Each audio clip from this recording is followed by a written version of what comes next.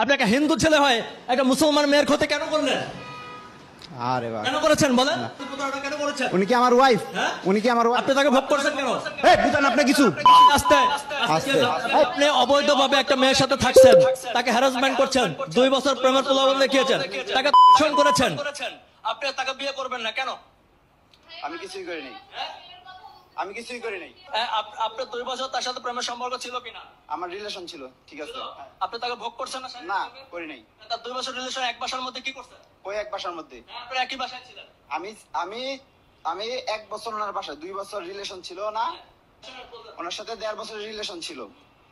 ওনার সাথে 1.5 বছরের ছিল ওনার আমার ওনাদের বাসায় আমি সাবলেট হিসেবে ছিলাম। সাবলেট থাকার 6 মাস পরে ওনার সাথে রিলেশন হয়েছে।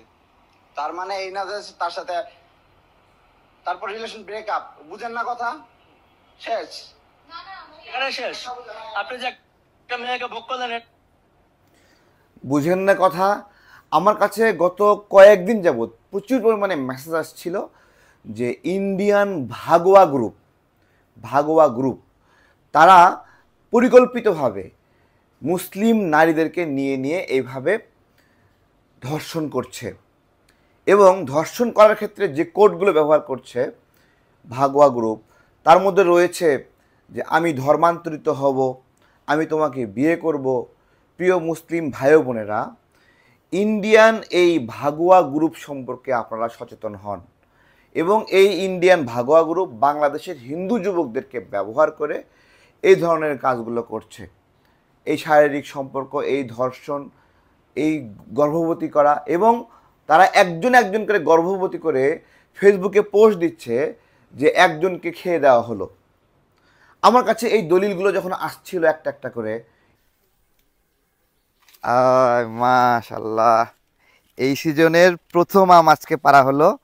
এই যে দেখাচ্ছি, মাশাল্লাহ, এবং সাইজ বেশ বড়, একবার ডাসা। আমরা ছোট কোনো সাইজের আম পাচ্ছি না, কিন্তু এগুলো বেছে দেখাচ্ছি না। প্রথম ঝুড়িতে আম, এই যে এই কোয়ালিটির আমগুলো পারা হয়েছে, জাস্ট বড়, এবং 3 থেকে 4টাতে 1 কেজি হবে। যাদের প্রয়োজন হোয়াটসঅ্যাপে নক দেন, ঠিক আছে? আপনার কুরিয়ার খরচ সব কিছু মিলে ঢাকার ভিতরে 120 টাকা আর ঢাকার বাহিরে 130 টাকা করে পড়বে। এই আমগুলো দেখেন, এইগুলোই দিব আপনাদেরকে, যা দেখাবো তাই দিব ইনশাল্লাহ। আসসালামু আলাইকুম।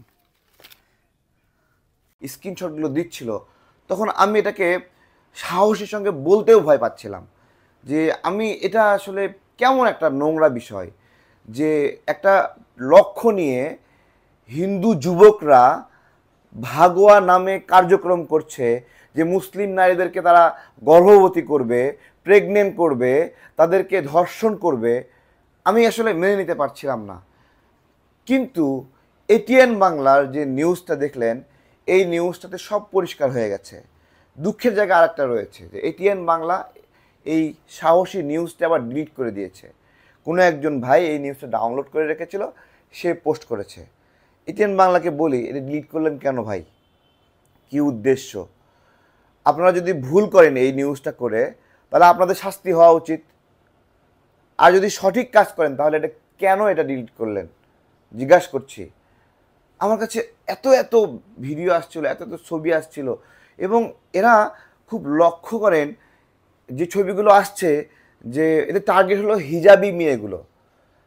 বিষয়টা এরকম যে হিজাবি মেয়েকে খেয়ে দিলাম, এটা কেমন আচরণ? এই কেমন অদ্ভুত, মানে হলো জানোয়ারের মতো আচরণ করছে আমাদের এই হিন্দু যুবকরা। আমি হিন্দু ভাইদেরকে বলতেছি, এটি কি কোনো মানুষের লক্ষ্য হতে পারে যে একজন যুবক একজন মুসলিম মেয়েকে গর্ভবতী করার উদ্দেশ্যে তারা এজেন্ডা নিয়ে ভাগোয়া নামে কাজ করবে? এই ভাগোয়া গ্রুপের কার্যক্রম এখনই তদন্ত করার সময় এসেছে কিনা আপনাদের কাছে আমি জিজ্ঞাসা করছি।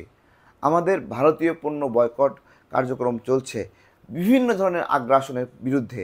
আমাদের সীমান্তে নাগরিক হত্যা হচ্ছে, আমাদের নদীর উপরে আগ্রাসন, আমাদের রাজনীতিতে হস্তক্ষেপ, আমাদের এখানে চোরাচালানের মাধ্যমে মালামাল বিক্রি করে আমাদের অর্থনীতির ক্ষতি সাধন করা, এরকম অনেকগুলো কারণ। তার মধ্যে আরেকটা গুরুত্বপূর্ণ কারণ যুক্ত হয়েছে এই ভাগোয়া। এবং এরা এই উগ্র হিন্দুত্ববাদী কমিউনিটি, তারা এইরকম একটা এজেন্ডা নিয়ে কাজ করতেছে। আসলে এটা এত ভয়ঙ্কর এজেন্ডা যে কথা বলতেই ভয় হয়, কথা বলতে ভয় হয় যে আমি একটা ধর্মের মানুষের বিরুদ্ধে কথা বলতেছি। কিন্তু আজকে যে প্রমাণটা আসছে এটা কিন্তু মিলে গেছে। এই ছেলের ক্ষেত্রেও একই ঘটনা ঘটলো। ভাগুয়া গ্রুপের নামে যেই স্ক্রিনশটগুলো আসছে, ওরা যে কথাগুলো বলছে যে তারা মুসলিম কনভার্ট হবে, এই কথা বলে মুসলিম নারীদেরকে আকর্ষণ করবে এবং তাদেরকে বিছানায় নিয়ে শোয়াবে। এইটা মানে কত বড় পশু, চিন্তা করতে পারেন? এটা কি এদের মধ্যে কোনো হিউম্যানিটি আছে?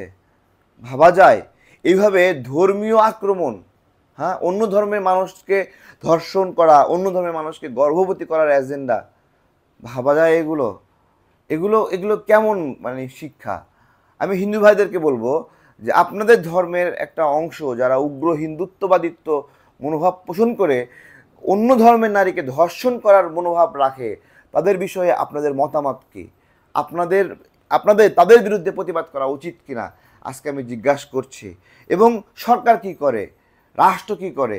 এই ঘটনার পরে এই ছেলেকে এখনও গ্রেপ্তার করা হয়নি, উল্টো এটিএন বাংলা এই নিউজটি ডিলিট করে দিয়েছে। আপনাদের কাছে বিচার দিলাম, বিচার দিলাম। আমার কাছে প্রতিদিন অসংখ্য স্ক্রিনশট আসে, অসংখ্য মেসেজ আসে, আমি সেগুলো প্রচার করার পর্যন্ত সাহস পাই না। যে আমি এটা এমন একটা বিষয় যে হিন্দু কমিউনিটির একটা অংশ তারা মুসলিম নারীদেরকে রেপ করতে চায়, বিছানায় নিয়ে শোয়াতে চায়, গর্ভবতী করতে চায়। এইরকম মনোভাব যে তাদের মধ্যে মানে হলো হিন্দু বীজ ঢেলে দিল। চিন্তা ভাবা যায়? এটা এটা কোনো মানে ধর্মীয় শিক্ষা হতে পারে? আমি আসলে আমার মস্তিষ্কে আসে না। আমার মা বোনদেরকে বলবো, আমাদের অভিভাবকদেরকে বলবো, খুবই খুবই খুবই সাবধান, খুবই সাবধান। এটাকে তারা এক ধরনের বলা যেতে পারে, তারা হলো যুদ্ধ ঘোষণা করেছে মুসলিম নারীদের বিরুদ্ধে। হ্যাঁ, তাদেরকে নিয়ে নিয়ে মানে এটা কি বলতেই আমার লজ্জা লাগছে। আমার প্রিয় মায়েরা বোনেরা খুবই কেয়ারফুল, খুবই কেয়ারফুল। স্কুল কলেজ লেখাপড়া বিশ্ববিদ্যালয়ে যাওয়ার ক্ষেত্রে এই যে ভাগুয়া গ্রুপের কার্যক্রম, ঠিক আছে, এটা একটু সাবধান থাকা উচিত না?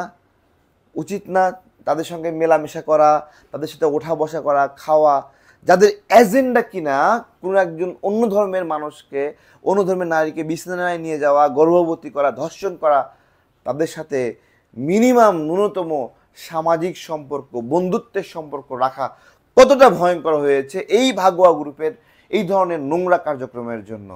যদি সচেতন না হন তাহলে ওই তো বেইজ্জতি হওয়া লাগবে, ইমান হারা হইতে হবে, ধর্ষিত হতে হবে, গর্ভবতী হতে হবে। এদের তো এজেন্ডা, এদের আপনারা দেখেন না, স্ক্রিনশটগুলো ছড়িয়ে পড়ছে, দেখেন তাদের এজেন্ডা যে তারা মুসলিম হওয়ার কথা বলবে, তাদের এজেন্ডা তারা কনভার্ট হওয়ার কথা বলবে, তারা বিবাহের কথা বলবে, বলে কিন্তু তাদের এজেন্ডা তারা গর্ভবতী করতে চায়। এটা কেমন এজেন্ডা যে অন্য ধর্মের নারীদেরকে গর্ভবতী করতে হবে? আপনাদের এই বিষয়ে মতামত কি? আমি জানি না আদালত কোথায়, আইন কোথায়, পুলিশ কোথায়, মানে কোথায় কি? এই নিউজের পরে নিউজটা ডিলিট হয়ে গেল এবং এখনও ওই ছেলেকে গ্রেপ্তার করা হয়নি। জানি না এর বিচার হবে কি না।